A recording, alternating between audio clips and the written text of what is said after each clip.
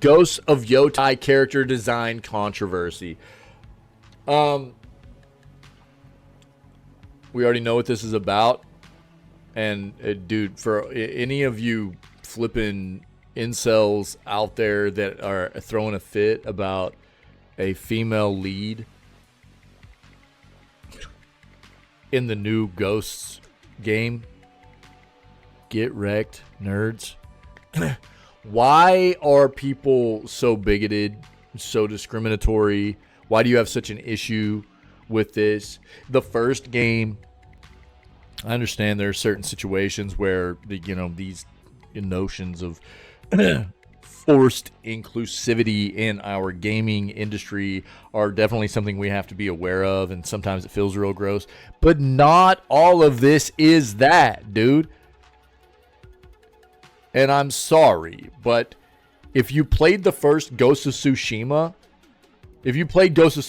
which is the first game, there were plenty of female warriors in that game that fought alongside you. So why is it an issue now that all of a sudden Ghosts of Yotei, the second entry in the series, is going to have a female lead?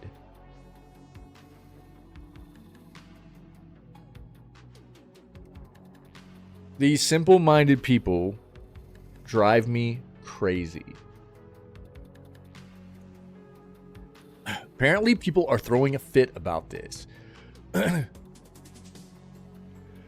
character design for Sony's Ghosts of Yotei is officially controversial. Apparently. If you go back and watch our initial, we watched the Ghosts of Yotei, and I was like, oh, sick, we get to play as a female character. I was stoked about it. Now, all of a sudden, I'm finding out everybody else, or not everybody, but a bunch of people are throwing a fit about it. Why?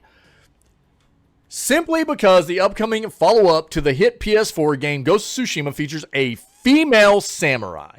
And it seems that in 2024, some people are deeply offended by a developer choosing to make a woman the lead character of a game. Such has been the response, and now even the former CEO of Sony Interactive Entertainment America, Sean Layden, has weighed in, and he's made an eminently sensible suggestion. If you don't like it, don't buy it. Ultimately, I agree with this. If you don't like it, don't buy it. You know? Do yourself the disservice of not enjoying a banger-ass game, because I know that's what this will be. Ghost of Tsushima was amazing.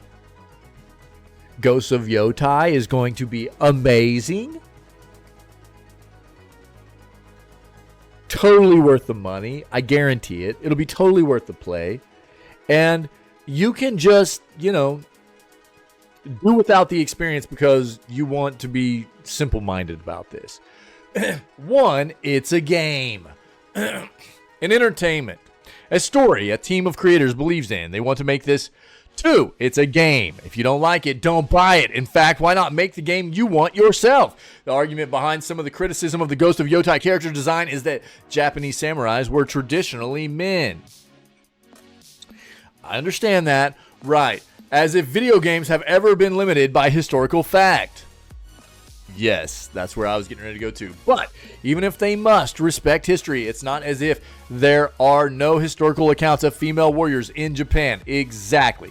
Known as Onimusha, women are known to have fought alongside samurai. Like I just said, in the Ghost of Tsushima game, there were women that were fighting alongside you in the game.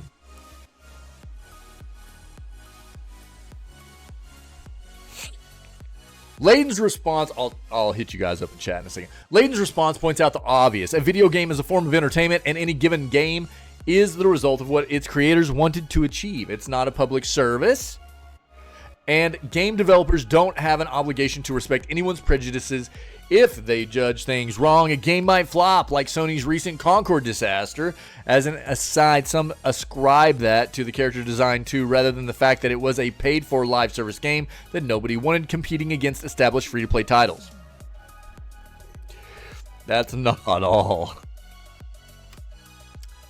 Just TLDR. Apparently, Concord was Herman. I've talked about this already this morning, and we covered this last week. Apparently, Concord was much more than just these issues.